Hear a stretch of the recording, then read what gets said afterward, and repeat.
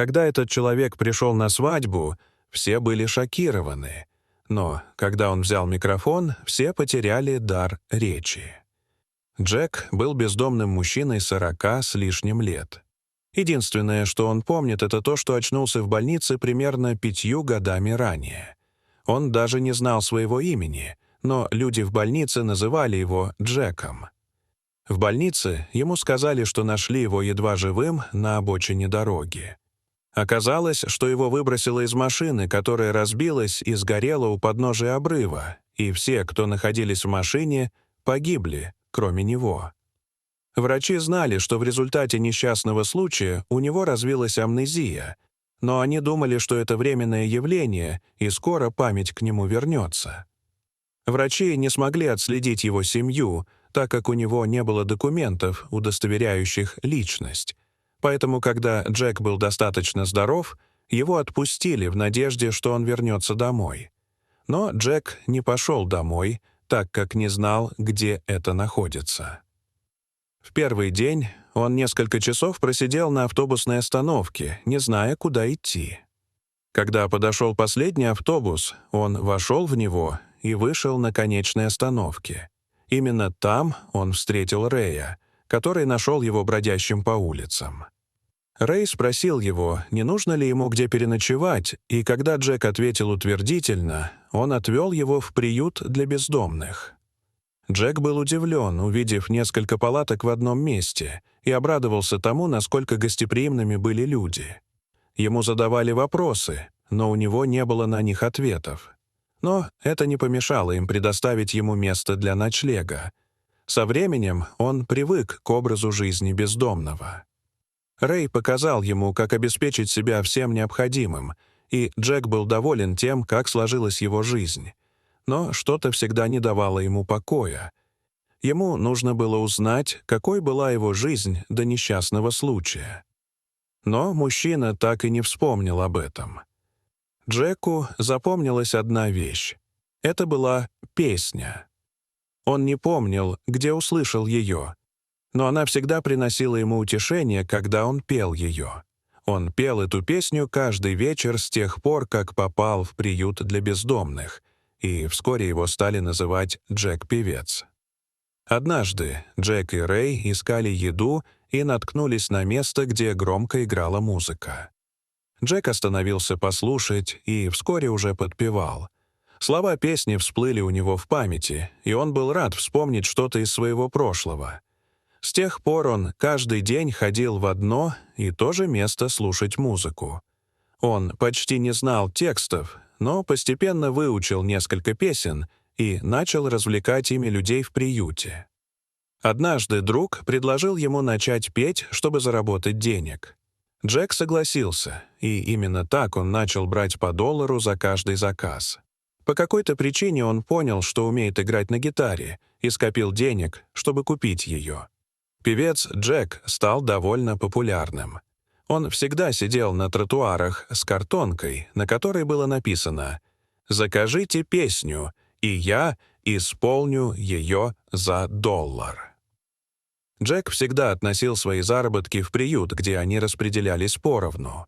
Казалось, что Джек был доволен своей новой жизнью, но все еще оставался вопрос о его прошлом. На другом конце страны пара планировала свою свадьбу. Майкл и Грейс сделали все возможное, чтобы их свадьба прошла идеально. Они откладывали свадебную церемонию на долгие годы, чтобы устроить свою сказочную свадьбу. Но по мере приближения дня свадьбы Грейс стало грустно.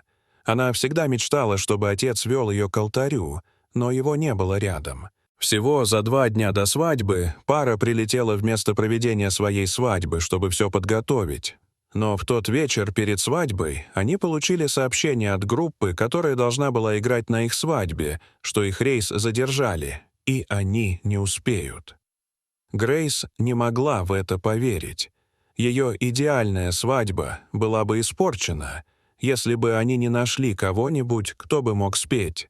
Тогда друзья предложили составить плейлист из песен на свадебную тематику и подключить его к колонкам.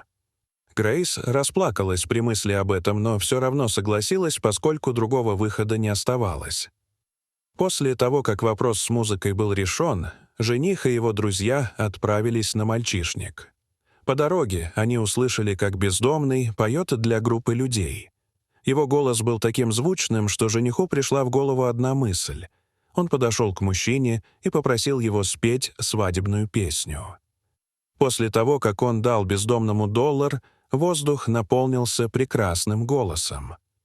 Майкл спросил Джека, не хотел бы он спеть на настоящей свадьбе, и бездомный согласился. На следующий день шофер отправился забирать бездомного с его обычного места. Джек пытался одеться поприличнее, но его одежда была старой и грязной.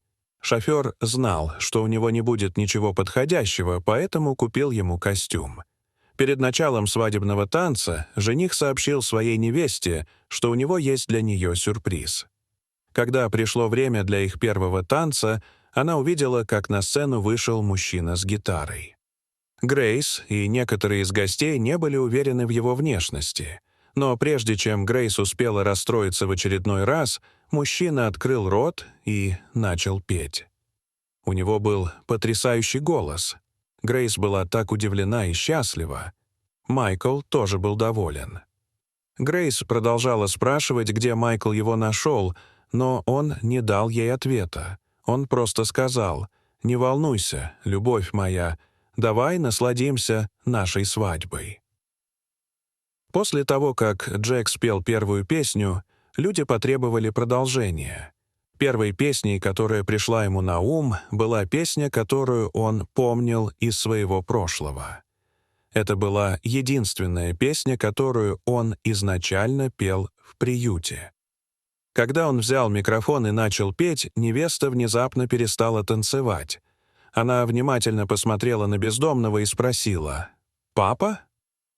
Она спросила это, потому что ее отец сочинил эту песню для нее. Они часто пели эту песню вместе, когда она была маленькая. Все в свадебном зале были сбиты с толку, но невеста подошла ближе, и в ее глазах промелькнуло узнавание. Грейс бросилась обнимать отца и разрыдалась. Ее мать и брат также поднялись на сцену. Джек был сбит с толку, но когда они обняли его, он начал вспоминать их лица, особенно лицо своей жены. Оказалось, что у Джека была своя довольно успешная музыкальная группа. В тот год, когда он пропал, их пригласили на самое масштабное шоу, которое проходило в другом штате. Джек и его коллеги по группе были так рады поехать, но, чтобы сократить расходы, решили поехать на машине. По дороге на концерт произошла автомобильная авария, и все подумали, что вся группа погибла. Джек не мог поверить, что у него все еще есть семья.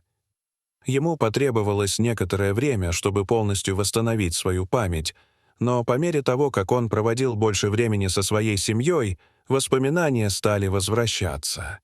Джек также сохранил друзей в приюте. Он часто навещал их, чтобы выразить свою признательность подарками и едой. Дорогие зрители, что вы думаете об истории Джека? Поделитесь своими мыслями в комментариях. А если вам понравилось это видео, то ставьте лайк и подписывайтесь на наш канал. До свидания.